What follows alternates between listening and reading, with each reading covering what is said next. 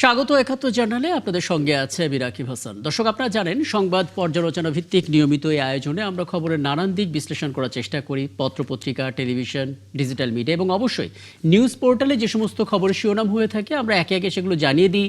পাশাপাশি সেসব খবরের সঙ্গে যুক্ত মানুষদেরকে আমরা সংযুক্ত করি আমাদের আলোচনার টেবিলে। আমাদের স্টুডিওতে এবং অনলাইনে সংযুক্ত থাকা অতিথিরা সে সমস্ত খবরের গভীরে ঢোকেন এবং আমাদেরকে তাদের বিশ্লেষণগুলো জানান। সেই ধারাবাহিকতায় আজ আমাদের সঙ্গে আছেন সিনিয়র সাংবাদিক খাজা মাইনুদ্দিন। খাজা মাইনুদ্দিন, আপনাকে আমন্ত্রণ জানাচ্ছি, কৃতজ্ঞতা জানাচ্ছি, আপনি আমাদেরকে সময়টা দিচ্ছেন। বেশ কিছু খবর আছে, সেগুলো নিয়ে আশা করি আমরা আলোচনা করতে পারবো। ধন্যবাদ। বলে রাখি দর্শক, আমাদের এই আয়োজনে বিভিন্ন পর্যায়ে ধাপে ধাপে অতিথিরা যুক্ত হবেন এবং আমরা তাদের সঙ্গে কথা বলবো, তাদের বিশ্লেষণগুলো জানার চেষ্টা করব। মূল আলাপে যাওয়ার আগে শুরুতে কয়েকটা অনলাইন পোর্টালের শিরোনামগুলো একটু দেখে নিতে চাই। শুরুটা করতে চাই দৈনিক প্রথম আলোকে দিয়ে। চট্টগ্রামে জঙ্গল সলিমপুরে অভিযানে গিয়ে হামলায় র্যাব কর্মকর্তা নিহত। মূলত র্যাব ৭-এর যিনি উপপরিচালক তিনি নিহত হয়েছেন। আমরা একটু আগেই সরাসরি সম্প্রচারে আপডেট নেওয়ার চেষ্টা করেছি। আজকে জার্নালে নিশ্চয়ই আমরা এটা নিয়ে একটু আলাপ করার চেষ্টা করব। একটা খবর তো আছে দিনভর, এটা আসলে অনেকেই দেখেছেন যে বাংলাদেশ যদি ভারতে শেষ অবধি বিশ্বকাপে না যায় সেক্ষেত্রে সুযোগ পেয়ে যাবে স্কটল্যান্ড। সময় থাকলে আলাপটা করতাম। নির্বাচন কেন্দ্রিক সব খবর রয়েছে। ভোটের প্রচার শুরুর দিন থেকেই পুলিশের জোরালো অভিযান মোটামুটিভাবে আমরা দেখে নিলাম। প্রধান উপদেষ্টার সঙ্গে এনসিপির সাক্ষাৎকারের খবরটাও আছে। পরের পত্রিকায় যেতে চাই এবং সেখানেও আশা করি এরকম আরও কিছু খবর জানার চেষ্টা করব। বাংলা ট্রিবিউন, বিমা খাতে আস্থাহীনতার প্রকট কী করছে নিয়ন্ত্রণ সংস্থা। এটা মূলত 5 পর্বের একটা সিরিজ রিপোর্ট, বোধহয় ভুল না করে থাকলে বাংলা ট্রিবিউন করেছে। আজকে শেষ পর্ব এবং যথেষ্ট গভীরভাবে বিশ্লেষণ করে তারা এই ধারাবাহিক প্রতিবেদনগুলো তৈরি করছে। বাংলাদেশে অনারেবল ভিসা পুনরায় চালু, স্বর্ণের দামে ফের নতুন রেকর্ড। আমরা নিচের দিকে যেগুলো দেখতে পাচ্ছি এটা মূলত নির্বাচন কেন্দ্রিক খবর। গণভোটের মধ্য দিয়ে নতুন বাংলাদেশের স্বপ্নের পথ উন্মুক্ত হবে, আইন উপদেষ্টা বলেছেন।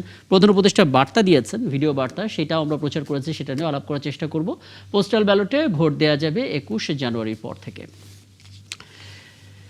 দেখে নিলাম বিডি নিউজ 24-এও আমরা বোধহয় একই খবর দেখতে পাবো। চাংখারপুলে 6 হত্যা, রায় মঙ্গলবার হবে সরাসরি সম্প্রচার। এছাড়াও শোকজ করলে সবার আগে বিএনপি চেয়ারম্যানকে করা উচিত, এনসিপি পক্ষ থেকে বক্তব্য দেওয়া হয়েছে। এটা নিয়েও আমরা একটু আলাপ করার চেষ্টা করব। ভোটে এআই দিয়ে অপপ্রচার, সরাসরি কন্টেন্ট সরাতে পারে না সরকার। এটা তো অনেক আগে থেকে আসলে বলা হচ্ছিল। শাহজালাল বিজ্ঞান ও প্রযুক্তি বিশ্ববিদ্যালয়ের যে ছাত্র সংসদ নির্বাচন, সেই জায়গার প্রেক্ষাপটে যখন চেম্বার আদালত নিষিদ্ধ করে দেয়, যে স্থগিত করে দেয়, তখন আসলে ভিজিকে অবরুদ্ধ করে রাখা হয়েছিল, পাশাপাশি আলটিমেটামও দেওয়া হয়েছে। সেই খবরটা এখানে রয়েছে। মোটামুটিভাবে আমরা দেখে নিলাম এই খবরগুলো রয়েছে। এবং দর্শক, আপনাদেরকে বলে রাখি সিনিয়র সাংবাদিক খাজা মাইনুদ্দিন তো আমাদের সঙ্গে রয়েছেনই। পাশাপাশি আমাদের সঙ্গে আছেন বিএনপি কেন্দ্রীয় কমিটির প্রশিক্ষণ বিষয়ক সম্পাদক ABM মোশাররফ হোসেন এবং আছেন বাংলাদেশ সুপ্রিম কোর্টের আইনজীবী ব্যারিস্টার সাজ্জাদ আলী চৌধুরী। এবং ABM মোশাররফ হোসেন, আপনার দুজনকে স্বাগত জানাচ্ছি, কৃতজ্ঞতা জানাচ্ছি আমাকে সময়টা দেওয়ার জন্য। আমি খাজা মাইনুদ্দিন আপনাকে দিয়ে আলাপটা শুরু করতে চাই। আমরা আসলে দেখছিলাম প্রধান উপদেষ্টা তিনি আসলে একটা ভিডিও বার্তা দিয়েছেন এবং স্পষ্ট করে আসলে এটা বলেছেন, আমরা যদি দেশকে সমৃদ্ধশালী অবস্থানে নিয়ে যেতে চাই তাহলে অবশ্যই হা ভোটে দেওয়া উচিত এবং হা ভোটে সিলটা দিলে সেই দরজাটা আসলে খুলে যাবে। এবং উপরন্তু আমরা দেখতে পাচ্ছি যে সংস্কার কমিশনটা হয়েছে, তারা কিন্তু চাইলেই সেই সংস্কারটা সবাই একসাথে বসে বাস্তবায়ন করে ফেলতে পারত, কিন্তু সেটা জনগণের মতামতকে গুরুত্ব দিয়েই এই গণভোটের আয়োজনটা করা হচ্ছে। কাজেই হা ভোট খুব গুরুত্বপূর্ণ, এটা আসলে বোঝানোর চেষ্টা করা হচ্ছে। জনগণ আসলে কতটা বুঝতে পারছে বলে মনে করেন হা ভোটের গুরুত্বটা? প্রথমত বাংলাদেশে এবার যে গণভোটটি অনুষ্ঠিত হচ্ছে, এই গণভোটটি বাংলাদেশের ইতিহাসে একটি অনন্য গণভোট। এ কারণে যে 1977 সনে এবং 1985 সনে যে গণভোট দুটি হয়েছিল, সেটি ছিল তৎকালীন শাসকরা ক্ষমতায় থাকা এবং তাদের কর্মসূচিতে বাংলাদেশের মানুষের সমর্থন আছে কিনা সেটা হ্যাঁ না বলার ব্যাপারটি। দ্বিতীয়ত আমরা একটা গণভোট দেখেছিলাম 1991 সালে, সেটি অন্যভাবে খুব গুরুত্বপূর্ণ গণভোট ছিল। সেটি ছিল বাংলাদেশ যখন প্রেসিডেন্সিয়াল ব্যবস্থা থেকে এবং ব্যবস্থায় চলে যায় দ্বাদশ সংশোধনের মাধ্যমে, তখন সংসদে এই অ্যামেন্ডমেন্টটা পাস হওয়ার পরে তখন রাজনৈতিক কর্তৃপক্ষ এবং সকলে মনে করেছে যে বাংলাদেশের জনগণের কাছে ফিরে যাওয়া উচিত, জনগণের বিষয়কে বলে। সেই জন্য 1991 সালে আরেকটি রেফারেন্ডাম হয়েছিল।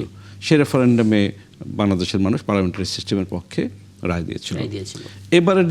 এবারের গণভোটটি বিশেষভাবে তাৎপর্যপূর্ণ এই জন্য যে আগস্ট 2024 যে রাজনৈতিক ব্যবস্থাটি ভেঙে পড়ে, স্বৈর এবং ফ্যাসিবাদী শাসন ব্যবস্থা ভেঙে পড়ার ফলে কয়েকটা জিনিস একসাথে ঘটে।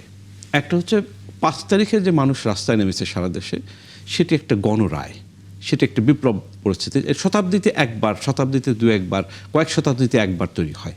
সুতরাং ওই যে অভূতপূর্ব পরিস্থিতি, সেই জনগণ যে এই পরিস্থিতিতে যে ম্যান্ডেটটা দিল একটা নতুন ব্যবস্থার জন্য, যার ফলে প্রফেসর ইউনূসের গভর্নমেন্ট ক্ষমতাসীন হলেন এবং 3টি সুনির্দিষ্ট কাজ ডিফাইন করলেন যে একটা হলো রিফর্ম হবে, একটা বিচার হবে হত্যাকাণ্ড এবং অন্যায় এবং দুর্নীতির, এবং তৃতীয়ত হচ্ছে সুষ্ঠু এবং অবাধ নির্বাচন, যে প্রক্রিয়াটি এখন অলরেডি চলছে। এরপরের স্টেজে তো জনগণ এই গভর্নমেন্টকে ম্যান্ডেট এবং দায়িত্ব দিয়েই আসলে বসিয়েছে। এরপরের স্টেজে রাজনৈতিক দলগুলো অংশগ্রহণে এবং কিছু সংস্কার কমিশনের প্রস্তাব মোতাবেক সেখান থেকে রেকমেন্ডেশন নিয়ে রাজনৈতিক দলগুলো জুলাই সনদে স্বাক্ষর করলেন। ফলে সেটি একটা আগের ম্যান্ডেটের এক ধরনের রিনিউয়াল হলো। তো এটা খুব ভালো কথা যে ঐকমত্যের ভিত্তিতে অনেকগুলো জায়গায় রাজনৈতিক দলগুলো, গণতান্ত্রিক রাজনৈতিক দলগুলো একমত হলো। এখানে একটা কথা পরিষ্কার করে বলা দরকার, পতিত আওয়ামী লীগের কিন্তু এখানে মানে জায়গার কোনো সুযোগ নেই। এই কারণে যে তিনটি কারচুপি এবং জোচ্চুরি নির্বাচন করেছেন, জনগণের অধিকার হরণ করেছেন, গুম খুন হত্যা করেছেন, এবং বিপ্লবে পরাজিত শক্তির কোনো স্থান পৃথিবীর কোথাও থাকে না। সুতরাং এখানে আওয়ামী লীগ আলোচনার বিষয় না। অন্যান্য গণতান্ত্রিক দল সকলে যেহেতু সিগনেচার করেছেন, সেখানেও একটা ঐকমত্য তৈরি হয়েছে, এক ধরনের রিনিউয়াল অফ দি ম্যান্ডেট। জনগণের যে আগের ম্যান্ডেট সেটা রিনিউয়াল হয়েছে, বুঝতে পারছি। সুতরাং এখন সেই ম্যান্ডেট অনুযায়ী এই সংস্কার প্রস্তাবগুলো আবার জনগণের কাছে ফিরে এনে দেওয়া হচ্ছে, যাতে জনগণ এটার পক্ষে রায় দেয়। এটা জনগণের প্রতি শ্রদ্ধা বশত এটা করা হয়েছে। কিন্তু আমি বলবো এই হা ভোটের পক্ষে যথেষ্ট ভালো প্রচার হয়নি। আজকে আমি একজন উবার ড্রাইভারের সাথে কথা বলছিলাম, সে বলল উনি পরিষ্কার না কেন আমি হা বা নাই ভোট দেবো। আমি ধারণা করছিলাম আমি তো নাতেই দেবো। আমাকে জিজ্ঞেস করলেন যে কি লাভ হবে আমার। আমি বললাম যে আপনি কেয়ারটেকার গভর্নমেন্ট হলে অবাধ সুষ্ঠু নির্বাচন হবে। তার মানে এটা খুব চমৎকার একটা পয়েন্ট আপনি বলেছেন যে প্রান্তিক অঞ্চলের মানুষও কিন্তু এই পুরো বিষয়টা পরিষ্কার না, এবং শহরে যারা আছেন, যারা শ্রমজীবী মানুষ, যারা খুব বেশি রাজনৈতিক সচেতন না, কিন্তু দেশটা যেন সুষ্ঠু রাজনীতির ধারায় থাকে এটাতে বিশ্বাস করেন, তাদের অনেকের কাছে হয়তো পরিষ্কার না, যে কারণে আসলে প্রচারণার দায়িত্বটা নেওয়া হয়েছে। আমি এখানে একটু রাজনীতিবিদদের বক্তব্যটা একটু শোনার চেষ্টা করি। এবার মোশাররফ হোসেন, আপনার জায়গা থেকে একটু বলবেন, মানে অনেক সংস্কারের জন্য বৈঠক, নানা ব্রেন স্ট্রমিংয়ের পর একটা সিদ্ধান্ত আসার পর গণভোটের ডিসিশনটা এসেছে, এবং সাধারণ মানুষকে এই জিনিসটা বোঝানোটা খুব গুরুত্বপূর্ণ যে হ্যাঁ ভোট দিলে আসলে কি ঘটবে, না ভোটে আসলে কি পরিণতি হতে পারে। আপনার কি মনে হয়, যেহেতু দীর্ঘদিন আপনি আসলে মাঠে রাজনীতি করছেন, মানুষ কি বুঝতে পারছে হ্যাঁ ভোট দিলে কি হবে, না ভোট দিলে কি হবে, কতটা স্পষ্ট হয়েছে তাদের কাছে? না, ধন্যবাদ আপনাকে, ধন্যবাদ আমার সহ আলোচক সহ সকল দর্শকদেরকে। না, আপনার সাথে আমি সম্পূর্ণ একমত যে গণভোট নিয়ে যে ধরনের প্রচারণার দরকার ছিল সেই ধরনের প্রচারণা হয়নি। আরেকটা জিনিস আপনি লক্ষ্য করবেন, আমরা যারা রাজনীতির কর্মী অথবা আমরা যারা প্রার্থী, নির্বাচনের আচরণবিধির কারণে কিন্তু আমরা এখন কোনো গণসংযোগ বা প্রচারে আমরা যেতে পারছি না, যার কারণে আমরা কিন্তু অনেকটা নিশ্চুপ বসে আছি। হয়তো 22 জানুয়ারি থেকে প্রচার শুরু হবে, তখন একটা সংকট কিন্তু এখানে হবে, একদিকে প্রার্থী কি তার নিজের প্রচারণা চালাবে না গণভোটের প্রচারণা চালাবে। এই ক্ষেত্রে আমার মনে হয় সরকারের পক্ষ থেকে আরো অ্যাক্টিভ হওয়া উচিত, আরো প্রচারণাটাকে জোরদার করা উচিত। কারণ এখানে সাংবাদিক যে বন্ধুটি আছে উনি সঠিক কথাই বলেছে যে এখনো কিন্তু প্রান্তিক মানুষ এখনো এই যে গণভোটে আসলে তাদের কি লাভ ক্ষতি হবে এটা কিন্তু তারা বুঝতে পারছে না। সুতরাং এটা অনেকটা ডিপেন্ড করবে আগামী দিনে প্রচার উপর। আমি এখন বর্তমানে আমার নির্বাচনী এলাকায় আছি, কারণ জানেন আপনারা যে আমি 114 পটুয়াখালী থেকে সংসদ সদস্য প্রার্থী। কিন্তু আমার এখানে আমি দেখি কিছুটা প্রশাসনিক কিছুটা একটু তৎপরতা আছে, কিন্তু সেইটাতে সাধারণ মানুষের খুব একটা সাড়া আছে বলে আমার কাছে মনে হচ্ছে না। বরং এই ক্ষেত্রে আমি মনে করি যে শুধু গণভোটের জন্য আমার শুধু রাজনৈতিক দল বা অন্যান্য সামাজিক শক্তিগুলিকেও সরকার কাজে লাগানো উচিত বলে মনে হয়। চমৎকার। বলে রাখি কাজী মনিউদ্দিন, আপনি কিন্তু পুরো আয়োজনে আছেন। যে কোনো জায়গায় যে কোনো স্থানে যদি আপনার মনে হয় কোনো কিছু জানতে চাওয়ার বা কোনো প্রশ্ন করার, আপনি কিন্তু সাথে সাথে সেটা করতে পারেন। ব্যারিস্টার সাজ্জাদ আলী চৌধুরী, আপনার কাছেও একই বিষয় একটু জানতে চাই। প্রথমত, রাজনৈতিক প্রার্থী যারা আছেন তাদের একটা বড় দায়িত্ব এই হাঁ ভোটের প্রচারণার একটা জায়গা তৈরি করা বা সেই ব্যাপারটা তুলে ধরা। সরকারেরও দায়িত্ব রয়েছে, কিন্তু সাধারণ মানুষের তো বোঝার ব্যাপারও তো আছে। কতটুকু সেটা হচ্ছে বলে রাখি। আপনার বক্তব্যের মাঝখানে আমি থামাতে পারি, কারণ একটা বিরতিতে যাব। জি। ধন্যবাদ একাত্তরকে এবং ধন্যবাদ আমার সহ আলোচকদের, এবং যারা রাত জেগে আমার কথা শুনছেন তাদেরকে শুভেচ্ছা। প্রথম কথাটা হচ্ছে যে জুলাইয়ের পরে এই আমাদের কনস্টিটিউশনেই আর্টিকেল 7-এ বলে স্পেসিফিক্যালি জনগণকেই বলে দেওয়া হয়েছে এই রাষ্ট্রের সর্বময় ক্ষমতার উৎস, এবং সেই ক্ষমতার উৎস হিসেবে এই সরকার দায়িত্ব নেয় এবং সাবসিকুয়েন্টলি দেশকে সামনের দিকে এগিয়ে নেওয়ার যাওয়ার জন্য সংস্কারগুলোর বিভিন্ন সংস্কার কমিশন করে সেখান থেকে সাজেশন নিয়ে একে জুলাই সনদ করে। এবং সেই জুলাই সনদের যেহেতু অনেকগুলো বিষয় আছে, অনেকগুলো পার্টি সেখানে প্রায় 84টা প্রস্তাব আছে, সেখানে ডিসেন্ডিং আছে অনেকগুলো পার্টির, এবং যার পরিপ্রেক্ষিতে একটা সরকার গণভোটের দিকে হাঁটছে শেষ পর্যন্ত। গণভোট কেন হচ্ছে? 4টি প্রশ্ন, কিন্তু সরকারের মূল প্রতিপাদ্য বিষয় হচ্ছে যে তত্ত্বাবধায়ক সরকার, নির্বাচন কমিশন এবং সরকারি কর্ম কমিশন পিএসসিতে সরকারি এবং বিরোধী দলের সমানুপাতিক পার্টিসিপেশন থাকবে। যেন তেনভাবে সংবিধান সংশোধন করা যাবে না। শুধু তাই না, বিরোধী দল ডেপুটি স্পিকার হবে বিরোধী দল থেকে, এবং 10 বছরের বেশি কেউ প্রধানমন্ত্রী থাকতে পারবে না। পর্যায়ক্রমে নারীদের অবস্থান রাজনীতিতে এবং সমাজের বিভিন্ন প্রেক্ষাপটে অবস্থান, তাদেরকে ভালো একটা অবস্থান তৈরি হবে। বিচার বিভাগে কেউ হস্তক্ষেপ করতে পারবে না, এবং রাষ্ট্রপতি এবং প্রধানমন্ত্রীর ক্ষমতার মধ্যে একটা ব্যালেন্স করা হবে। এই হলো গণভোটের মূল টার্গেট, রাষ্ট্রকে আগামী দিনের জন্য তৈরি করার জন্য।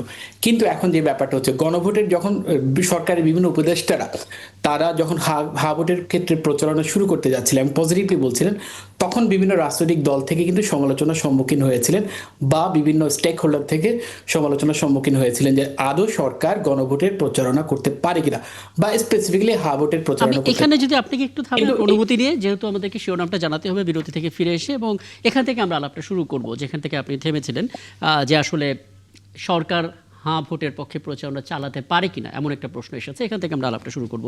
দর্শক, আপনার আছেন একাত্তর জানালে ছোট্ট একটা বিরতি পর ফিরছি, আমাদের সঙ্গে থাকবেন। আমি আবারও ব্যারিস্টার সাজ্জাদ আলী চৌধুরী আপনার কাছে আসতে চাই, খুব সংক্ষেপে শেষ করবেন। আপনি যেখানটাতে বলছিলেন যে সরকার অন্তর্বর্তীকালীন সরকার হ্যাঁ ভোট চাইতে পারেন কিনা, সেটা নিয়ে একটা বিভ্রান্তি তৈরি হয়েছিল। জি জি, ধন্যবাদ। এখানে বেসিক্যালি কোথাও আইনি বার নেই যে সরকার হা ভোটের পক্ষে প্রচারণা করতে পারবে না, এরকম কোনো বার নেই। সবচেয়ে বড় কথা হচ্ছে এই গভর্নমেন্টের লিজিটিমেসি এবং এই গভর্নমেন্টের সমস্ত কাজ এবং আগামী দিনের সংস্কার, এইগুলো সবকিছু নির্ভর করছে হা ভোটের রেজাল্টের উপর। আর সবচেয়ে বড় কথা হচ্ছে বাংলাদেশে কিন্তু এটাই প্রথম গণভোট না। তার আগে সম্মানিত কাজী মাইনুদ্দিন সাহেব বলেছিলেন একটু আগে যে 1977 সালে গণভোট হয়েছে, 85-তে গণভোট হয়েছে, 91-এ গণভোট হয়েছে, 77 এবং 87-তে কিন্তু তৎকালীন সরকারগুলো কিন্তু হা ভোটের পক্ষে প্রচারণা করেছিল, এবং 91-এ কিন্তু সব রাজনৈতিক দলই, যেহেতু তাদের একটা কমন এজেন্ডা ছিল, তারাই প্রচারণা করেছে। আর আমরা যদি বাংলাদেশের বাইরে যদি দেখতে যাই, ব্রেক্সিটে ইউরোপিয়ান ইউনিয়নে থাকার জন্য কিন্তু ওই তৎকালীন সরকার, ইউকে গভর্নমেন্ট সরকার কিন্তু প্রায় 9 বিলিয়ন পাউন্ড খরচ করে তারা বুকলেট ছাপিয়ে সবার ঘরে ঘরে পৌঁছে এভাবে গণভোটের পক্ষে প্রচারণা করেছিল, যার কারণে ঠিক আছে, এটা একেবারে পরিষ্কার যে সরকার চাইতে পারবে। কিন্তু আমি যেটা আপনার কাছে জানতে চাইছিলাম সেটা হচ্ছে মানুষ কতটা বুঝতে পারছে গুরুত্বটা। সাথে একটু যুক্ত করবেন, আপনার কি মনে হচ্ছে না যে রাজনৈতিক দলগুলো আসলে গণভোট ইস্যুতে একজন আরেকজনকে ট্যাগিং করছেন? যেমন কিছুদিন আগে বলা হচ্ছিল একটি দলের পক্ষ থেকে যে বিএনপি গণভোটের পক্ষে না, কিন্তু বিএনপি কিন্তু পরবর্তী স্পষ্ট করেছে হ্যাঁ ভোটে। আবার একই সঙ্গে আজকে এনসিপির পক্ষ থেকে অভিযোগ করা হয়েছে যে খোদ ইসি গণভোটের বিরুদ্ধে অবস্থান নিয়েছে। মানে এই জাতীয় গণভোট নিয়ে যদি পাল্টাপাল্টি বক্তব্য আসে, সেটাও তো একটা বিভ্রান্তি তৈরি করে মানুষের মধ্যে।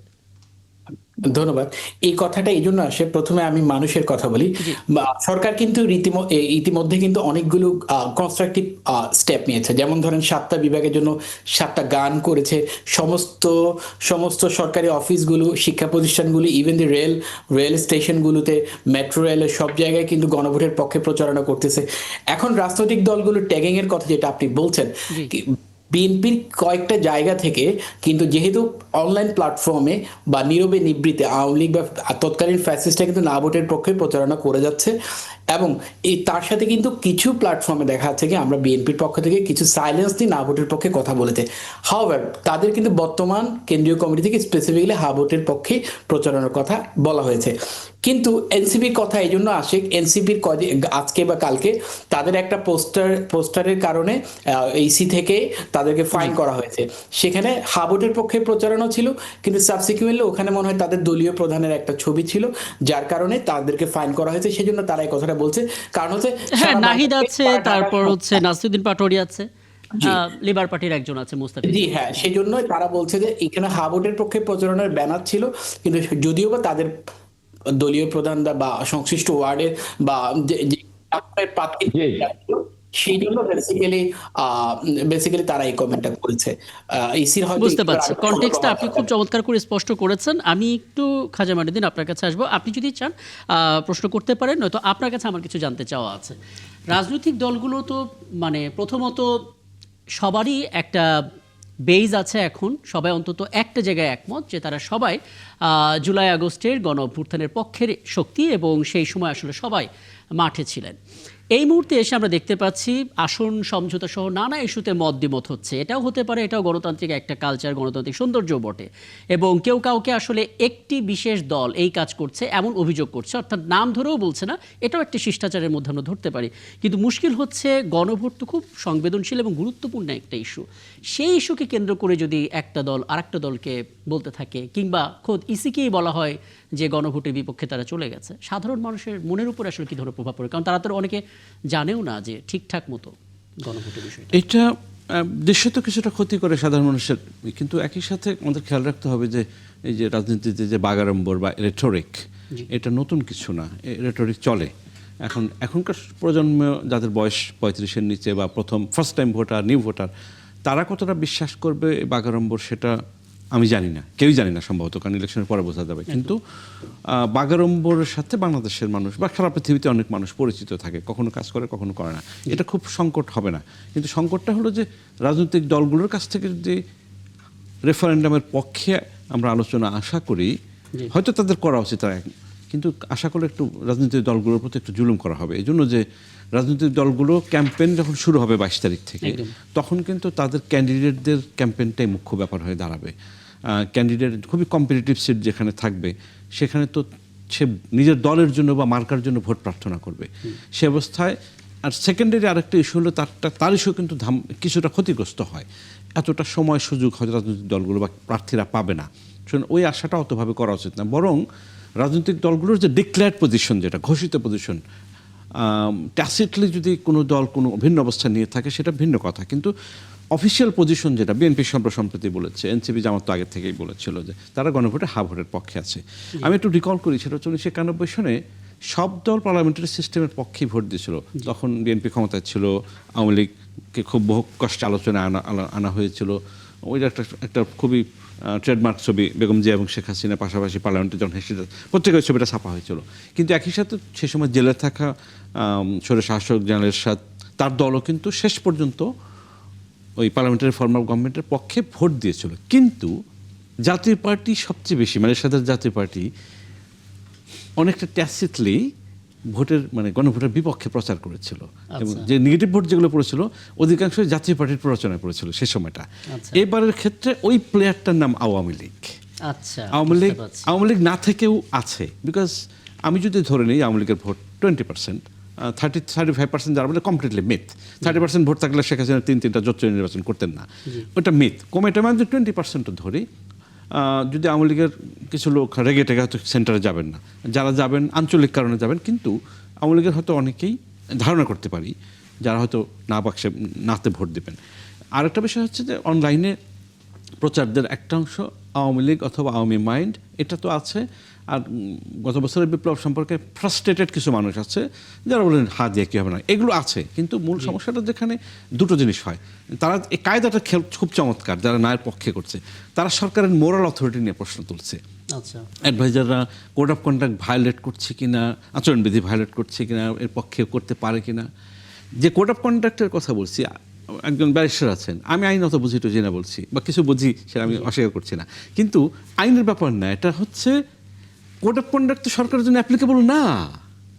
বুঝতে পারছি। এখানে একটা ন্যাশনাল কনসেনসাসের ইস্যু, সকল দল, সকল মত, গণতন্ত্রের পক্ষের, বিপ্লবের পক্ষে, তারা একমত হয়েছে যে সংস্কার হবে। সুতরাং এখানে জনগণের কাছে যাচ্ছে জনগণের প্রতি শ্রদ্ধা দেখিয়ে, কারণ জনগণ ম্যান্ডেট 5 তারিখে দিয়ে দিয়েছে একবার। এবং এই আপনি একদম স্পষ্ট করেছেন। আমার মনে হয় হারভোট ইস্যুতে যতভাবে আসলে বিষয়গুলো আলোচনায় আনার সুযোগ আছে আমরা চেষ্টা করেছি। আমরা আর একটা পয়েন্ট আমার আছে, সেটা হচ্ছে যে এই হার্ভার্ডের যে প্রস্তাবনাটা সেটা আরো খুবই সহজ সরল ভাষায় লেখা হচ্ছে। একদম, প্রফেসর নুজ্জেবা বলছেন যে ব্রিলিয়ান্ট স্পিকার ওয়ার্ল্ড ওয়াইড, খুব সহজ সরল ভাষায় কথা বলতে পারেন প্রফেসর নুজ্জেবা বলেছেন ওই ল্যাঙ্গুয়েজটা ওরকম হওয়া উচিত ছিল, এবং যে প্রচারগুলো সরকারের পক্ষ থেকে হবে আশা করি সেগুলো খুব সহজভাবে যাতে যে কেউ বুঝতে পারে। সোজা সাপটা কথা, হার্ভার্ড দিলে আপনার দেশের আপনার কি কি লাভ হবে, উপকার হবে, সেটা সাধারণভাবে বুঝিয়ে বলার ব্যাপার আছে। একদম খাতগুলোকে স্পেসিফাই না করে শুধুমাত্র বলে দেয়া যে এর সরাসরি প্রভাব এখানে পড়বে, তাতে করে আমাদের বুঝতে সুবিধা হবে। চমৎকার বলেছেন। আমি যদি একটু নির্বাচন কেন্দ্রিক আলাপ করি, একটা বিষয় একটু এবিএম মোশাররফ হোসেন আপনার কাছে জানতে চাই।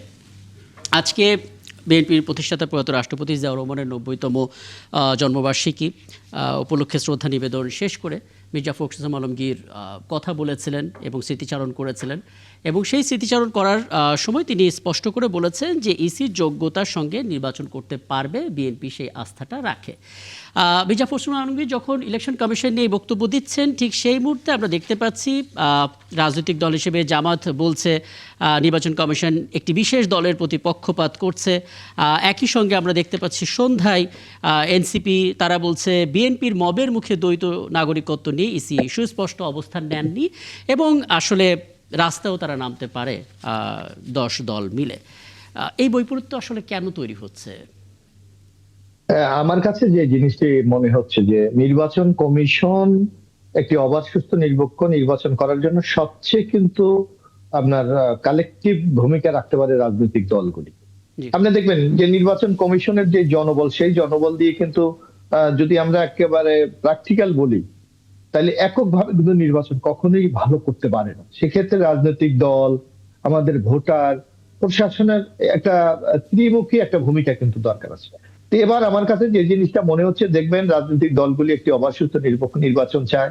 সরকার নানা ক্ষেত্রে নির্বাচনে আমরা দেখি তার হস্তক্ষেপ কারণ নির্বাচন বিতর্কিত। এবার কিন্তু সরকার বারবার কমিটমেন্ট করে বলছে যে আগামী নির্বাচনটা অবাধ সুষ্ঠু নিরপেক্ষ হবে, এবং প্রশাসনও কিন্তু আওয়ামী লীগের এই 3টি নির্বাচন বিতর্কিত করে কিন্তু তারা যে মাসুলটা বাংলাদেশে দিয়েছে, আমার মানে প্রশাসন একটা নিরপেক্ষ ভূমিকা অথবা তাদের যে কাঙ্ক্ষিত ভূমিকা সেইটার বাইরে যাওয়ার কোনো সুযোগ নেই।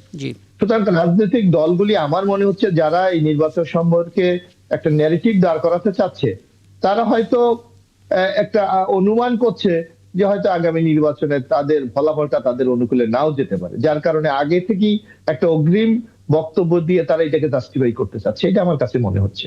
তা আমার মনে হয় না যে নির্বাচনে আগামী দিনে কোনো সংকট তৈরি হবে, বরং এখানে আমি হা ভোটের পক্ষে একটা কথা বলি, যে আমাদের আজকে নানাভাবে একটা নেগেটিভ দাঁড় করাতে চাচ্ছে যে বিএনপি না ভোটের পক্ষে, অথচ আপনি দেখেন এই না ভোটের পক্ষে সবচেয়ে বেশি বিএনপি থাকার কথা।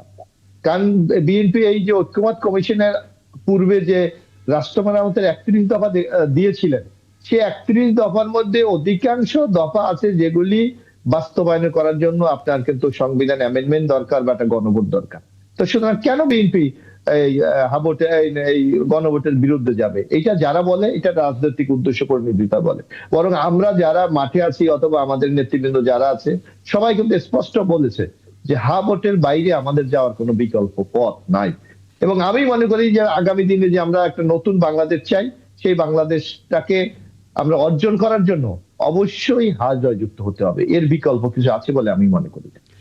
খুব স্পষ্ট করে বলেছেন। আমি একটু ব্যারিস্টার সাজেদ আলী চৌধুরী আপনার একটা বক্তব্য জানতে চাই। মানে একটা শব্দ আসলে জামাত ইসলামের পক্ষ থেকে সৈয়দ আব্দুল্লাহ মোহাম্মদ তাহের ব্যবহার করেছেন, সেটা হচ্ছে ইমব্যালেন্সড ইলেকশন। 2008-এর মতো ইমব্যালেন্সড ইলেকশন বা ভারসাম্যহীন নির্বাচন জামাত মেনে নেবে না। মূলত নির্বাচন কমিশন একটি বিশেষ দলের প্রতি পক্ষপাতিত্ব করছে এমন একটা অভিযোগ তুলে তিনি এই কথাটা বলেছেন। প্রথম কথা হচ্ছে একটা সুষ্ঠু নির্বাচনের জন্য একটা ঐতিহাসিক নির্বাচনের কথা বলা হচ্ছে, যেখানে আসলে 2008-এর পর অনেকে ভোট দেওয়ার সুযোগ পাননি, তারা মাইন্ডসেট করেছেন যে তারা ভোটটা দেবেন। একদিনে 2টো ভোট, গণভোট এবং জাতীয় নির্বাচন, দুটোতেই তারা ভোট দেবেন। এবং আমরা জানি এবার তরুণদের একটা বড় অংশ আছে যারা আসলে রাজনৈতিকভাবে ভীষণ সচেতন, এবং তারা আসলে সেই ভোটে গুরুত্বপূর্ণ ফ্যাক্টর হিসেবে থাকবে। রাজনৈতিক দল হিসেবে প্রত্যেকটি দলের নিজেদের মধ্যে আসলে সেই সদিচ্ছা বলুন বা সেই কর্মসূচি বলুন যাতে করে সুষ্ঠু নির্বাচন হয়, সেটা যেন এগোয়। কিন্তু মুশকিল হচ্ছে এখনই যদি আমরা ইলেকশন কমিশনের প্রতি অনাস্থা বা তারা পক্ষপাতিত্ব করছে এই ন্যারেটিভটা যদি আমরা তুলে ফেলি, সেই হিসেবে আসলে পরাজিত দলের জন্য পরবর্তীতে আন্দোলন করার পথ তৈরি হয় কিনা। ধন্যবাদ। যে কথাটা উনি বলেছে সেটা আসলে একটু কিছু গঠনমূলক কথার কারণে আসছে, যেমন ধরেন লেভেল প্লেইং ফিল্ডের নিশ্চিত করার জন্য। কারণ এখন এই মুহূর্তে যদি এই কথাগুলো রেজ করা না হয়, সামনে অবস্থাটা আরো করুণ হতে পারে। যেমন ধরেন প্রথম যে কথাটা কিছু গণমাধ্যমে আসছে আমি দেখলাম, যেমন জনাব তারেক রহমানের যে প্রোটোকলের কথাটা আসতেছিল, সেই ক্ষেত্রে অতিরিক্ত যে প্রোটোকলটা এটা আলোচনা আসছে, এই জন্য এইটা লেভেল প্লেইং ফিল্ড যেটা আছে সেটাকে প্রশ্নবিদ্ধ করছে। দুই, যেমন ধরেন আজকে চৌদ্দগ্রামে জামাতের নির্বাচনী অফিসগুলো, বেশ 2-3টা অফিসগুলোকে ভাঙচুর করা হয়েছে। শুধু তাই না, আপনি একটু আগে আপনাদের চ্যানেলে যে চট্টগ্রামের সীতাকুণ্ডের যে র্যাবকে মারার যে দৃশ্যটা, সেটা কিন্তু একই দলের রাজনৈতিক কার্যালয়ে ঢুকে র্যাব সদস্যদের মারা হয়েছে। এখন ইস্যুটা হচ্ছে নির্বাচনের আগে, এবং শুধু তাই না, আজকে হয়তো রাতে ছাত্রদল নির্বাচন কমিশনের সামনে তাদের যে অবস্থানটা সেটা হয়তো স্থগিত করেছে, কিন্তু লাস্ট এই গত 2 দিন বা 3 দিন ধরে তারা যে অবস্থানটা নিয়েছে কিছু অযৌক্তিক দাবি নিয়ে, সেটা কিন্তু এই নির্বাচন কমিশনের মানে অবস্থানটাকে প্রশ্নবিদ্ধ করছে বিভিন্নভাবে। যার কারণে এই সমস্ত চিত্রগুলোকে যদি একসাথে ধরা হয়, তাহলে নির্বাচন কমিশন তার দায়িত্বটা যথাযথভাবে পালন করতে ব্যর্থ হচ্ছে। এবং শুধু তাই না, আমরা যদি আজকে দেখি যে জুলাই যোদ্ধা বলি, এখন ঋণ যোদ্ধাদের যে তৎপরতা নির্বাচনে অংশগ্রহণ করার জন্য, তারা 1700 কোটি 1500 কোটি 1000 কোটি টাকা ঋণ নিয়ে ঋণটা না দিয়ে ডিফল্টার হয়ে তারা রাজনীতিতে নির্বাচনে অংশগ্রহণ করার চেষ্টা করছে। একজন ইলেকশন কমিশনার কি বলছেন যে আমি মনে ব্যথা নিয়ে আপনাকে আপনার নমিনেশনটা অনুমোদন করলাম, কিন্তু আপনি নির্বাচনী টাকাটা দিয়ে দিয়েন। এইটা একজন ইলেকশন কমিশনার কথা হতে পারে না। উনি ডিফল্টার হলে আইনে যদি ওনাকে কভার না করে অন্য নমিনেশন পেপার বাতিল করে দেবে। উনি দয়া করে মনে কষ্ট নিয়ে তার নমিনেশন পেপার অ্যালাউ করার কোনো এখতিয়ার তো তার নাই। তাকে হয় আইনের মধ্যে থাকতে হবে, আইনের বাইরে যাওয়ার সুযোগ নেই। এখানে দুটো পথ, যার কারণে উনি মনের ব্যথাটা কোনো আইনের মধ্যে পড়ে না, এবং এই অ্যাক্টিভিটিসগুলো প্রশ্নবিদ্ধ করে। এখন আপনি জাস্টিস করছেন, সেটা কিন্তু আপনার কাজের মাধ্যমে প্রকাশ পেতে হবে। আপনি ভালো কিছু করতে চাচ্ছেন, সেটা আপনার কাজ অ্যাক্টিভিটিসের মাধ্যমে আপনাকে প্রমাণ দিতে হবে। আপনার কথা, আপনি কি বলছেন, আইনে কি আছে, সেটা কিন্তু কোনো বিষয় না। প্রবলেমটা হচ্ছে এই জায়গায়। খুব স্পষ্ট। কিন্তু একটা বিষয় একটু বলবেন, মানে এর আগে মানে আমরা 2008-এর সময় থেকে যদি আমরা কাউন্ট করা শুরু করি, প্রত্যেকটা নির্বাচনের আগে আমরা একটা কমন দৃশ্য দেখেছি। আমি মনে হয় খাজা মনিউদ্দিন আপনি আমার সঙ্গে একমত হবেন যে নির্বাচনের আগ দিয়ে প্রতিপক্ষকে একেবারে মানে দুর্বল করে দেয়া, নানাভাবে গুম খুন কিংবা মামলা দিয়ে কারাগারে বন্দি করা, একটা অরাজক পরিস্থিতি তৈরি করা, তারপর ভোটারদেরকে ভোট কেন্দ্রে আসতে বাধা দেয় এবং ভোটাররা অনেকে স্বেচ্ছায় হয়তো আসেনি, এমন একটা পরিস্থিতি তৈরি করা হয়। এবার আমরা দেখতে পাচ্ছি প্রত্যেকটা রাজনৈতিক দলগুলো প্রতিবাদ করতে পারছে, এখানে গলদ ওখানে গলদ, সেই ব্যাপারটা নিয়ে তারা কথা বলতে পারছে। এই ব্যাপারটা নিয়ে কখনো কোনো রাজনৈতিক দলের পক্ষ থেকে ধন্যবাদ জ্ঞাপন করা বা ইতিবাচকভাবে তুলে ধরার টেন্ডেন্সিটা এখন দেখা যাচ্ছে না। এখন সমস্ত কিছু যেন ইলেকশন কমিশনের দায়, তাদের দোষ, সরকার পারছে না, দুর্বল হয়ে যাচ্ছে। মানে আপনার মনে হয় কিনা এটা একটা প্রশ্ন তৈরি করতে পারে পরবর্তীতে? প্রশ্নটা কিন্তু বেশ সুন্দর একটা প্রশ্ন। কারণ হচ্ছে বর্তমান সময়ের যে উপহারটা ইলেকশন কমিশন পাচ্ছে বা পরিস্থিতি, এটা কিন্তু জনতা, ছাত্র এবং সমস্ত রাজনৈতিক দলের 15 বছরের মানে জুলাইয়ে তাদের রক্তে রাঙা পথের ফল হচ্ছে আজকের এই পথ। এবং শুধু তাই না, রাজনীতিতে সমালোচনা থাকবে। আলোচনায় থাকতে হলে সমালোচনা নিতে হবে, এবং সমালোচনা নিতে না পারাটা একটা ফ্যাসিস্টের লক্ষণ। যার কারণে আপনাকে সমালোচনা করবে, ইলেকশন কমিশনকে সমালোচনা করবে। ইলেকশন কমিশন যেহেতু একটা দায়িত্ব আছে, তাদের দায়িত্ব সমালোচনা করে তাদেরকে সঠিক পথে পরিচালনা করে রাজনৈতিক দলগুলোর দায়িত্ব। এবং এখানে তারা হচ্ছে সাংবিধানিক দায়িত্ব পালন করছে, তাদেরকে আসলে ধন্যবাদ দেওয়ার কিছু নাই, বরং তাদেরকে সমালোচনা করে তাদের লোফলগুলো ধরিয়ে দিচ্ছে, এবং ধরিয়ে দেওয়াটাই হচ্ছে রাজনৈতিক দলগুলোর দায়িত্ব। হয়তো কেউ বেশি বলছে, কেউ বিভিন্ন ধরনের কথাগুলো হয়তো প্রপারলি বলতে পারছে না, অথবা অতিরঞ্জিত বলছে, কিন্তু যেটাই থাকুক সেখান থেকে যদ্দূর তাদের যদি কোনো ভুল থেকে থাকে তারা সেটা আমলে নিয়ে সংশোধন করে ফেলতে হবে, এই হলো কথা। আমি এই জায়গায় আরেকটি ইস্যু নিয়ে একটু এম এ মোশাররফ আপনার নজরে আনতে চাই। মানে এবার আমরা মবের কথা সবচেয়ে বেশি শুনতে পাচ্ছি এবং নির্বাচন কেন্দ্রিক সময়ে অপতথ্যের পাশাপাশি সবচেয়ে বেশি যে জিনিসটা ভোগাবে বা শঙ্কা তৈরি করবে সেটা হচ্ছে মব। আমি ঝুঁকিপূর্ণ কেন্দ্রগুলো নিয়ে একটু পরে আলাপ করব। কে আসলে মব তৈরি করছে এটা একটা বড় প্রশ্ন বটে। আজকে বলা হচ্ছে ছাত্রদল মব তৈরি করে ইলেকশন কমিশনের সামনে অবস্থান করছে। এরও আগে বলা হচ্ছিল এনসিপির নেতাকর্মীরা মব তৈরি করে তাদের প্রতীকের দাবিতে ইলেকশন কমিশনের সামনে দিকে যাচ্ছে। মবটা আসলে কারা তৈরি করছে? মবটা আমরা কখন বলবো আসলে? আসলে আপনি একটা জিনিস বলতে পারেন যে যে কোনো দাবি আদায়ের জন্য কিন্তু আমরা গণতান্ত্রিক কিছু পন্থা আছে, কিন্তু আমরা এই বিশেষ করে ইন্টেরিয়াম গভর্নমেন্ট অর্থাৎ ডক্টর ইউনূস সরকারের আমলে আমরা কিন্তু অনেক জায়গায় মবের কাছে আমরা নথি স্বীকার করতে দেখেছি। এটা কিন্তু অনেককে অনুপ্রাণিত করে, উৎসাহিত করে, যার জন্য অনেকে দেখবেন মনে করে যদি একটা গ্যাদারিং করতে পারি, একটা প্রতিবাদ করতে পারি, একটা পরিস্থিতি তৈরি করতে পারি, হয়তো আমার দাবিটা মেনে নেবে। এই কালচার কখনই সমর্থনযোগ্য নয়, এটা আমি মনে করি। যার কারণে এই দায়টা কিন্তু এই ডক্টর ইউনূস সরকারকে অনেকটা নিতে হবে। কিন্তু প্রাথমিক পর্যায়ে আপনি দেখেন কোন শক্তি বা কোন রাজনৈতিক দলকে এই মবের কারণে কিন্তু তাদের দাবি দেওয়াগুলো মেনে নিয়েছে। হয়তো সেগুলি অনেক সময় মেনে নেওয়ার কারণ ছিল না, কিন্তু সরকারের উৎসাহ বলেন, এবং আমরা কোন সরকারের লোককে বলতে দেখেছি যে এইটা এক ধরনের আন্দোলন, এই ধরনের একটা কথা তারা বলার চেষ্টা করেছিলেন। সুতরাং আমি মনে করি মব কোনোভাবেই কাম্য হতে পারে না, বরং যদি ন্যায্যতা কোনো আন্দোলন অথবা কোনো দাবি দেওয়ার ক্ষেত্রে থাকে সেটা আলাপ আলোচনার মাধ্যমে সমাধান করাই সবচেয়ে বেস্ট পলিসি বলে আমি মনে করি। সুতরাং মবের কাছে নথি স্বীকার করলে আগামী দিনে আমাদেরকে অনেক ক্ষেত্রে কিন্তু একটি অগণতান্ত্রিক আচরণের কাছে আমাদের নথি স্বীকার করতে হবে। এইটা একটা গণতান্ত্রিক রাষ্ট্র হিসাবে কোনোভাবেই আমরা প্রত্যাশা করতে পারি। একদম একদম। আমি খাজা মঈনুদ্দিন আপনার কাছে বিষয়টা একটু শেষ করব। একটা বিষয় একটু জানতে চাই, অনেকে এটা তো কনফিউজ হবেন, মানে কোনটা আন্দোলন আর কোনটা মব, মানে এটা কোনো ব্যাকরণ আছে কিনা? অবশ্যই আছে, একটু মেথডিক্যাল আনসার দেবো। সেটা হচ্ছে মব বলতে বলতে আমরা সমস্তটাকেই মব বানিয়ে ফেলেছি। কিছুদিন পর বলবে যে জুলাই আগস্টে যা ঘটেছে সেটাও মব। একদম। এটা একটা আমাদের দুর্ভাগ্য যে আমাদের চলমান রাজনৈতিক দলগুলোরও কিছুটা ব্যর্থতা আছে, তারা একটা কাউন্টার করতে পারে না এই ন্যারেটিভ।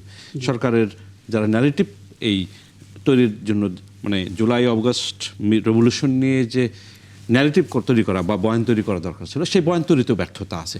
সাধারণ মানুষকে বয়ানগুলো বারে বারে বলতে হয় যে এই কারণে হয়েছে, তখন পাবলিক মেমোরিতে সেটা গেঁথে যায়। সুতরাং ওই যে আন্দোলন বা বিপ্লব যেটা হয়েছে সেটার পরিবর্তে আমি একবার লিখেছিলাম পত্রিকায় যে বিপ্লবের সৎ ভাইয়ের নাম হচ্ছে অ্যানার্কি, নৈরাজ্য। বিপ্লবের যদি ট্রানজিশন প্রপার পিসফুল না হয়, রাজনৈতিক নেতৃত্ব সেটা যদি ধারণ করে উত্তরণ, শান্তিপূর্ণ উত্তরণ বা গণতান্ত্রিক উত্তরণের দিকে না দেয়, পৃথিবীর সমস্ত জায়গায় দেখবেন বিপ্লবের পর অ্যানার্কি হয়েছে, অনিবার্য অ্যানার্কি। এটা সৎ ভাই, এটা হবেই। এখানে প্রফেসর মোহাম্মদ ইউনূস সরকার যেহেতু বিপ্লবী সরকার না, এখানে যেটা হয়েছে ওনারা একটু ভদ্রলোক মানুষ, অনেকেই বিদেশে পড়ালেখা করে আসছেন, এখানে ভালো ভালো পজিশন আছেন, ক্যারিয়ারের সার্থক মানুষ। আচ্ছা, আমি আপনাকে যদি একটু থামাই, একটা বিরতিতে যেতেই হবে, এখান থেকে ফিরে এসে আবার এখান থেকে আলাপটা শুরু করব। দর্শক, আমরা আরও একটা বিরতি নিচ্ছি, ৭১ জানালে ফিরছি, একটু আমাদের সঙ্গে থাকবে। সাথে থাকার জন্য ধন্যবাদ। রাকিব হাসান আরও একবার আমন্ত্রণ জানাচ্ছে ৭১ জানালে। খাজা মঈনুদ্দিন, আপনাকে আমি থামিয়েছিলাম, আপনি বলছিলেন আসলে যে মব এবং আন্দোলন দুটো তো এখন মিলেমিশে যাচ্ছে, মানুষ হয়তো আলাদা করতে পারছে না। টেকনিকটা একটু বলবেন, আসলে কোনটা দেখে আমরা বুঝবো এটা মব, কোনটা দেখে আমি বুঝবো এটা আতঙ্ক? প্রথম কথা হচ্ছে যে কোনো আন্দোলনের একটা যৌক্তিক দাবি থাকে। সুস্থ মানুষের আন্দোলনের শরিক হন, তার পিসফুল মেথড আছে। আপনি স্লোগান যত জোরে দেন, যত ক্রুয়েলি দেন, কিন্তু একটা মেথড আছে। আর মব তো সাডেনলি ডিসঅর্গানাইজ থাকে, তার কোনো দাবি দেওয়া থাকে না, পাবলিক ফেস থাকে না, তার পাবলিকলি এসে কথা বলা যায় না, তার মানে একটু ব্যাকডোরের ব্যাপার থাকে এবং ভায়োলেন্স থাকে। আন্দোলনের ভায়োলেন্স থাকে, সেটা হচ্ছে একটার পর একটা। আন্দোলনের ভায়োলেন্স হচ্ছে চূড়ান্ত পর্ব, আর মবের ভায়োলেন্স দিয়ে শুরু হয়। আচ্ছা, এবং এইটা যেটা হয়েছে গত বছরের মুভমেন্টের পরে, যেহেতু মন্দ হোক ভালো হোক, অফকোর্স মন্দ, যে ব্যবস্থাটি ছিল ব্যবস্থাটি ভেঙে পড়েছে, 15-16 বছরের ব্যবস্থা ভেঙে পড়েছে, নতুন ব্যবস্থা গড়ে ওঠে নাই। সেই গড়ে ওঠার প্রক্রিয়ার মধ্য দিয়ে যে ধরনের ব্যবস্থা নেওয়া উচিত ছিল সেই ব্যবস্থার কিছুটা ঘাটতি ছিল বলেই এই যে ধরেন প্রফেসর ইউনূসের গভর্নমেন্ট আসলে উদার দৃষ্টিভঙ্গি পোষণ করার ফলে এটা অনেকে সুযোগ দিতে এসেছে। যখনই গভর্নমেন্ট হিসাবে একটু কঠোর হয়েছে, আপনি দেখেন সেই মব কিন্তু আর থাকেনি সেসব জায়গায়। এখন যেটা হয়েছে, এখন খেয়াল রাখতে হবে এই আন্দোলনের বিপক্ষে যারা ছিলেন তাদের হাতে আগের অবৈধ অস্ত্র বা বৈধ অস্ত্র ছিল, তাদের হাতে প্রচুর টাকা ছিল এবং ক্যাশ, সেটা শুধু ব্যাংক মানি না, সেটা তাদের কাছে ক্যাশ ছিল কিংবা আছে। তো সেগুলো দিয়ে কিন্তু মবকে কিংবা নৈরাজ্যকে উস্কে দেওয়া যায়। এই বিষয় সম্পর্কে আরেকটু সচেতন থাকা আমাদের উচিত ছিল। এখন ডিফাইন করা দরকার, যদি এটা ডাকাতির ঘটনা হয় আপনি বলেন ডাকাতি, ক্রিমিনাল ইনসিডেন্ট হলে ক্রিমিনাল ইনসিডেন্ট, যদি বলে যে এটা একটা সহিংস ঘটনা সেটা বলেন। কিন্তু সুস্থ আন্দোলনকে যখন আপনি মব বলছেন, এটা কি সব একাকার খবর, এটা পরে আপনার নিজের অধিকার ক্ষুণ্ণ। হ্যাঁ, এবং আপনাকে আমি বিশেষ ধন্যবাদ জানাই এই অর্থে যে আমি একটা পয়েন্টে আসতাম, আপনি নিজে আমাকে সেখানে নিয়ে নেন যে অবৈধ অস্ত্রের কথা বলা হচ্ছে। আজকে তো আমাদের পরের দিন হয়ে গেছে, ঠিক আগের দিন অর্থাৎ ঘন্টা 6 আগের ঘটনা, চট্টগ্রামের সীতাকুণ্ডে অস্ত্র উদ্ধারে গিয়েছিলেন র্যাব 7-এর উপসহকারী পরিচালক আব্দুল মোতালেব তার টিম নিয়ে, প্রায় 46-47 জনের একটা টিম নিয়ে।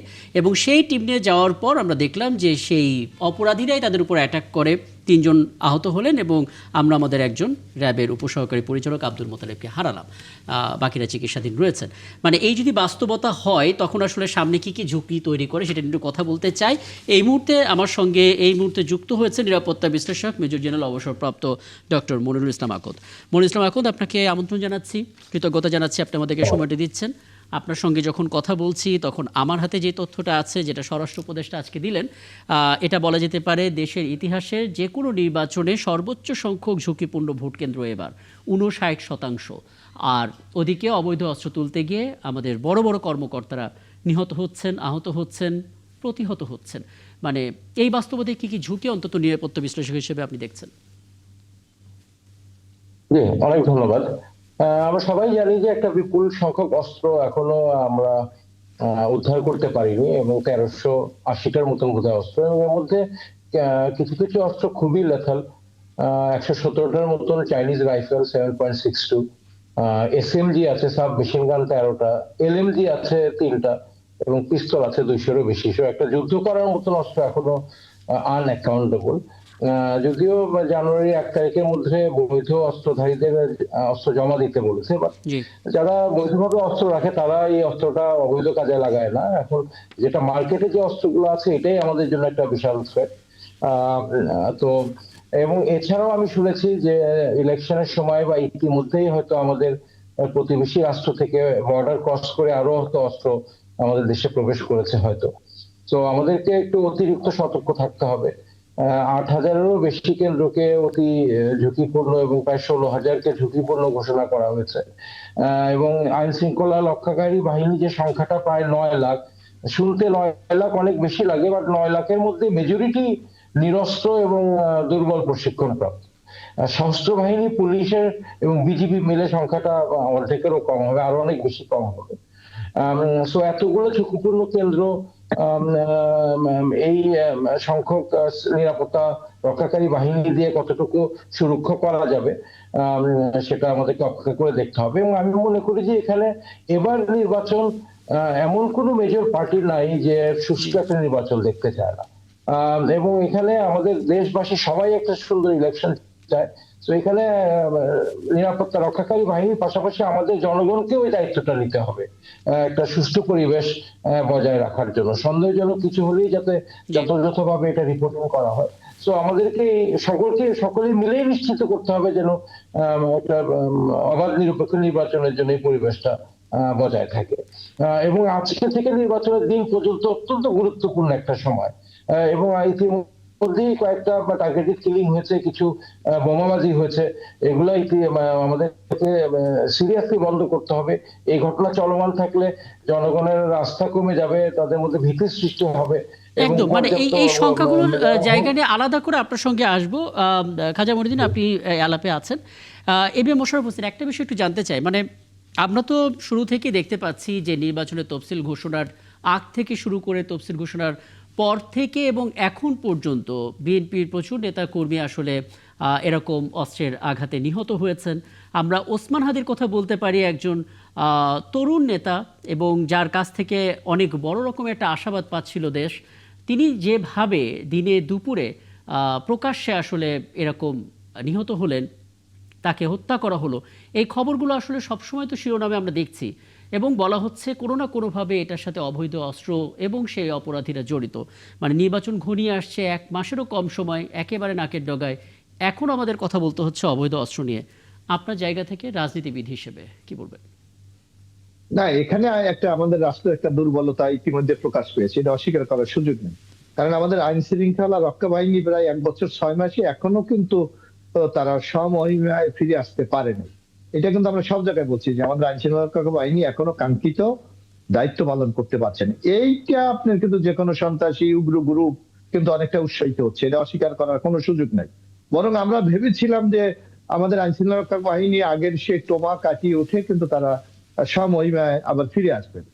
এই ক্ষেত্রে আমার মনে হয় সরকারের পক্ষ থেকে আরো একটু কাউন্সিলিং করা দরকার ছিল। আর রাজনৈতিক দলগুলি আপনি দেখবেন, রাজনৈতিক দলগুলো কিন্তু এই ধরনের কোনো অবৈধ অস্ত্র বা সন্ত্রাসী এগুলোকে কখনো সমর্থন করে না, বরং সরকারের বারবার বলা হচ্ছে যে অবৈধ অস্ত্র উদ্ধার হোক, যেটা আমাদের একজন নিরাপত্তা বিশ্লেষক বলেছেন। কিন্তু এই ক্ষেত্রে আমরা খুব কার্যকরী কিন্তু কোনো অ্যাকশন কিন্তু আমরা দেখতে পাচ্ছি না। তো সুতরাং আমার মনে হয় নির্বাচন কিন্তু আমরা নির্বাচন হয়তো এটা তেমন একটা প্রতিবন্ধকতা তৈরি করবে না, কারণ নির্বাচনের মূল স্টেক হোল্ডার যারা, সেই রাজনৈতিক দল কিন্তু আগামী দিনে একটি ভালো নির্বাচন চায়, প্রশাসন ভালো নির্বাচন চায়, এবং আইন শৃঙ্খলা রক্ষা বাহিনী হয়তো তাদের সুনাম ফিরিয়ে আনার জন্য একটা ভালো নির্বাচন চায়। রাজনৈতিক দলগুলো সবার যে সেই সদিচ্ছা আছে এ বিষয়ে কোনো সন্দেহ নাই, কিন্তু খাজা মহিউদ্দিন খুব চমৎকার করে আসলে কয়েকটা পয়েন্ট যুক্ত করেছেন যে প্রচুর মানে কাঁচা টাকা ঘুরে বেড়াচ্ছে এবং সে অবৈধ অস্ত্র তো আছেই। এটাও তো একটা বড় রকমের হুমকি তৈরি করতে পারে, যেহেতু আমরা বলছি 59% ঝুঁকিপূর্ণ কেন্দ্র। না, এখানে আপনি একটা জিনিস লক্ষ্য করবেন, এটা বাস্তবতাকে আমরা যদি স্বীকার না করি তাইলে পরিস্থিতি কিন্তু আমরা মোকাবেলা করতে পারবো না। আপনি জানেন যে যারা বিগত ফেসিস যারা মানে পতন ঘটেছে, তাদের কাছে কিন্তু প্রচুর ইলিগাল মানি আছে। আমরা দেখি একজন মন্ত্রীর নামে 600-700 বিদেশে বাড়ি আছে, ব্যাংক থেকে এত টাকা লোপাট হয়েছে, এগুলি কোনো না কোনো ভাবে এত ব্যবহার হচ্ছে, এটা অস্বীকার করার সুযোগ নাই। কিন্তু এইটাকে চেক দেওয়ার দায়িত্ব বা এটাকে নিয়ন্ত্রণ করার দায়িত্ব অথবা প্রতিরোধ করার দায়িত্ব আপনার আমার তো নাই, এটা নিশ্চয়ই সরকার করবে, আইন শৃঙ্খলাকারী বাহিনী করবে। সুতরাং তাদেরকে যত সক্রিয় করা যাবে, যত অ্যাক্টিভ করা যাবে, যত এই ধরনের তৎপরতার বিরুদ্ধে আপনার অ্যাকশন বাড়ানো যাবে, আমার মনে হয় এই সকল সন্ত্রাসীরা বা যারা ইলিগাল মানি এখন ইনভেস্ট করে পরিবেশটাকে যারা বিঘ্ন করতে চায়, তাদের কাছে একটা মেসেজ দেওয়া উচিত যে অপরাধী যেই হোক না কেন, কোনোভাবে তাকে ছাড় দেওয়া হবে। বুঝতে পারছি। ব্যারিস্টার সাজ্জাদ আলী, আপনি আপনার জায়গা থেকে একটু বলবেন, মানে অন্তর্বর্তী সরকার এটা করলে আরেকটু ভালো হতো, এটা আমরা আলাপ করতেই পারি। রাজনৈতিক দল হিসেবে আপনার দল আসলে কি ধরনের ভূমিকা রাখছে, কি কাজটা আসলে করতে পারছে যাতে করে কিছুটা হলেও নিরাপত্তা ইস্যুটা বড় আকার ধারণ করতে না পারে, কিছুটা হলেও সে অবৈধ অস্ত্র উদ্ধারে পুলিশ যারা আসলে কাজটা করবে তাদের মনোবলটা অন্তত বাড়ে? ধন্যবাদ। প্রথম কথা হচ্ছে রাষ্ট্রের সংজ্ঞাটা আসলে আমার কাছে এখন অদ্ভুত মনে হয়। রাষ্ট্র, জুলাই পরবর্তীতে রাষ্ট্র কারা?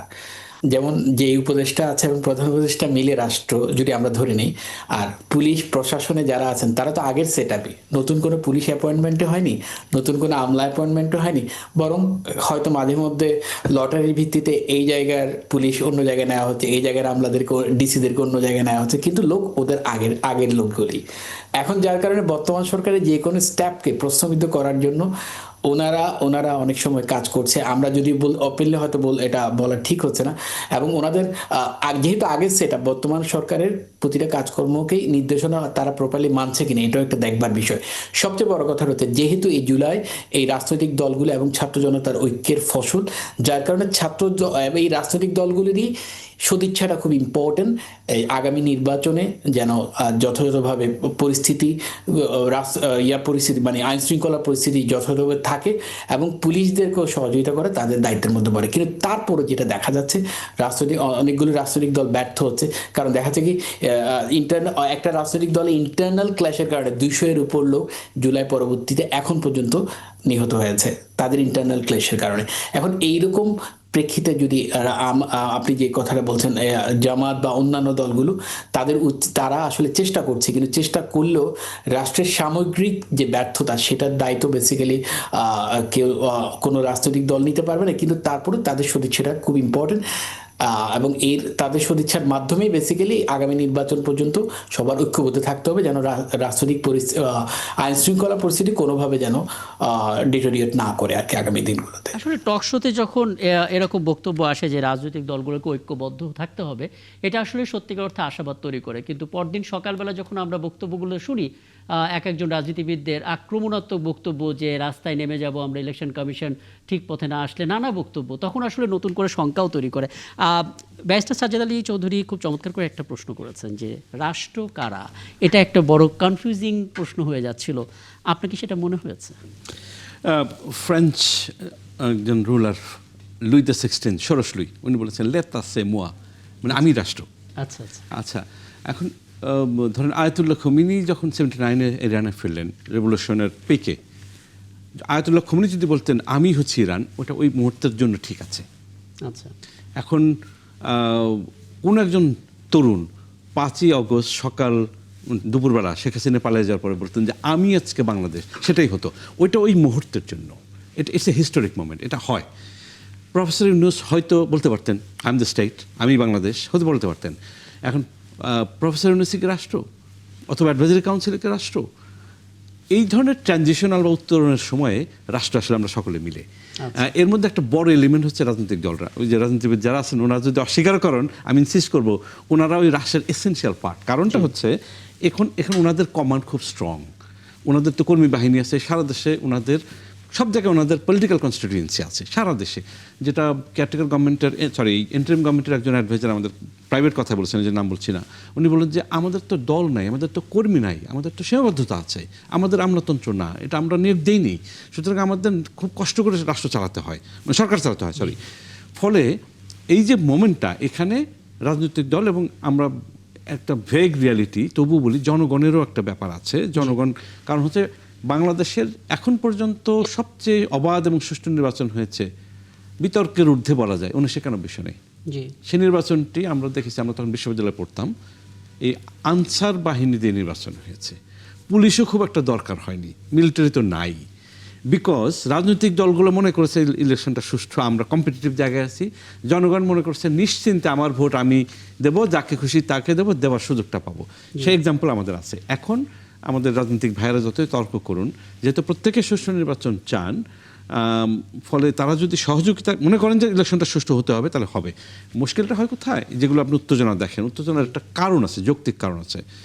কারণ হচ্ছে আমরা কি দেখেছি, সকালবেলা উঠে সন্ধ্যাবেলা টেলিভিশন খুলে বিরোধী দলকে গালাগাল করতে দেখি, একদম, অথবা বিরোধী দল এই সরকারকে হিস্ট্রিক্যালি আমরা দেখে আসছি, এই সরকারকে মানি না, মানবো না, এটা তো এই কনফ্লিক্টিং পলিটিক্স দেখে আসছি। হ্যাঁ, কনফ্লিক্টিং পলিটিক্স দেখছি, কনফ্রন্টেশনাল পলিটিক্স দেখে আসছি। আর গত এই ফ্যাসিস্ট সময়ে আমরা, আমাদের বাচ্চারাও পর্যন্ত যা শিখেছে ওইটাই তো শিখেছে, নিঃসন্দেহে বাজে এডুকেশন, কিন্তু ওইটাই শিখেছে। ফলে চট করে ওই এডুকেশনটা যাবে না, কালচারের মধ্যে থেকে ওটা যাবে না। ফলে ওই কথাই বলে বসে না, বোধ হয় আমি যখন বিএনপি, আমি জামাতকে, এনসিপিকে অ্যাটাক করতে হবে, আমি যখন এনসিপি জামাত, বিএনপিকে অ্যাটাক করতে হবে, এই মানসিকতাটা থেকে যায়। আমি দোষ দিচ্ছি না। এবং যখন কম্পিটিশন ফিয়ার্স হয়, একদম খুব চমৎকার করে বলেছেন। আমার হাতে সময় থাকতে আলাপটা দীর্ঘ করতাম, এবং আপনি যে কথাগুলো বললেন সেখানে গিয়ে তরুণদের যে রাজনৈতিক সচেতনতা, এটা বোধহয় একটা আশাবাদ। কারণ তাদেরকে আসলে সেই পুরনো কৌশলে আর মুগ্ধ করা যায় না, তারা আসলে সবকিছু বিচার করে। আপনারা আছেন সবাই আমাদের সঙ্গে, একটা ছোট্ট বিরতির পর ফিরবো। এবং বলে রাখি, মেজর জেনারেল অবসরপ্রাপ্ত ডক্টর মনিরুল ইসলাম আখন্দ, একটা প্রশ্ন আপনার কাছে করে রাখতে চাই। আমাদের আইন শৃঙ্খলা বাহিনী, যাদের উপর আমরা ভরসা রাখছি পরিস্থিতি নিয়ন্ত্রণে আনবে, তাদের মনোবলটা অনেক বড় ফ্যাক্টর। এই যে একটা ট্যাবু তৈরি হয়ে গেছে যে তারা কাজে মন দিতে পারছে না, তাদের মনোবলটা থাকছে না, তাদের সামনেই অপরাধ ঘটে যাচ্ছে, তারা চুপ করে আছে, এমন একটা যে অভিযোগগুলো আসছে, এই জায়গা থেকে আসলে পরিস্থিতি কিভাবে ঘুরে দাঁড়ানো যায়, নিরাপত্তা বিশ্লেষক হিসেবে আপনার মন্তব্যটা আমি জানার চেষ্টা করবো একটা বিরতির পর ফিরে এসে। দর্শক, আরও একটা বিরতি নিচ্ছি, ৭১ জানালে ফিরছি, একটু পর সাথে থাকবেন। সবশেষ বিরতির পর ফিরলাম ৭১ জানালে। আরও একবার আমন্ত্রণ জানাচ্ছি, আমি ডক্টর মনিরুল ইসলাম আখন্দ। খুব সংক্ষেপে এই পর্যায়ে আপনার কাছ থেকে কতগুলো পরামর্শই বলতে পারি একটু নিয়ে নিতে চাই, কারণ নির্বাচন ঘনিয়ে আসছে, ৫৯% ঝুঁকিপূর্ণ কেন্দ্র, অবৈধ অস্ত্র বাইরে, প্রচুর কালো টাকা ঘুরছে। অনেক ধন্যবাদ। প্রথমে আমি সশস্ত্র বাহিনী সম্পর্কে বলি। অন গ্রাউন্ডে অপারেশন এক্সিকিউট করে জুনিয়র অফিসাররা, মিড লেভেল এবং জুনিয়র অফিসাররা, lieutenant colonel, major, captain, lieutenant. এবং আমি আত্মবিশ্বাসের সাথে দেশবাসীকে জানাতে চাই যে this group of officers are the asset of Bangladesh. তারা অত্যন্ত দেশপ্রেমিক, সৎ, নিষ্ঠাবান অফিসার। এবং আমরা বিগত 3টা ইলেকশনে দেখেছি সেনাবাহিনীকে ডিপ্লয় করেছে, বাট ভোট কেন্দ্রে ঢোকার অনুমতি দেয় নাই, এবং সকল অপরাধ ভোট কেন্দ্রের ভিতরে হয়েছে, বাট আশেপাশে যেহেতু সেনাবাহিনী ছিল, দোষটা সেনাবাহিনীর উপরে এসেছে। এবার জুনিয়র অফিসার আমি জানি তারা খুবই কনফিডেন্ট যে এবার যেহেতু ম্যাজিস্ট্রেসি ক্ষমতা সহকারে তারা ডিপ্লয়েড হচ্ছে, তারা আপ্রাণ চেষ্টা করবে একটা নিরপেক্ষ নির্বাচন সহায়তা করার জন্য। পুলিশ বাহিনী সম্পর্কে আপনারা জানেন, অগস্টের পরে তাদের মোরাল ডাউন ছিল, একটা বিপুল সংখ্যক পুলিশ পালিয়ে গেছে, তাদের সংখ্যা কম ছিল। এবং আমি মনে করি এই নির্বাচনে পুলিশ বাহিনীও প্রমাণ করার চেষ্টা করবে যে তারা দেশটাকে ভালোবাসে, আবার দেশের জন্য কাজ করার জন্য তারা প্রস্তুত। এবং ভাই যেটা বললেন যে অ্যাকচুয়ালি আমরা দেশবাসী সবাই যখন একটা ভালো ইলেকশন চাচ্ছি, আনসারকে দিয়েই 91-এ ইলেকশন হয়েছে, এবারও আমি আশা করি যে এই বিপুল সংখ্যক 9 লক্ষ নিরাপত্তা কর্মী এবং পুরো দেশবাসী মিলে একটা নিরাপদ ইলেকশন আমরা করতে পারবো। বাট আমাদের এই জন্য প্রি ইলেকশন পিরিয়ডটাতে কেয়ারফুল থাকতে হবে, আমাদের বর্ডার গুলোকে সুরক্ষিত রাখতে হবে, যাতে কোনো অপরাধী বুঝতে পারে যে অপরাধ করার পরে তার পালিয়ে যাওয়ার কোনো সম্ভাবনা নাই, এবং ওপার থেকে কোনো অবৈধ অস্ত্র বা সন্ত্রাসী যাতে দেশের ভিতরে আসতে পারে। চমৎকার। আমার হাতে যেহেতু সময়টা কম, কিন্তু মৌলিকভাবে খুব গুরুত্বপূর্ণ আইনের শাসন নিশ্চিত করতে হবে। হ্যাঁ, অনেক ধন্যবাদ। অনেকগুলো পরামর্শ আপনি দিলেন।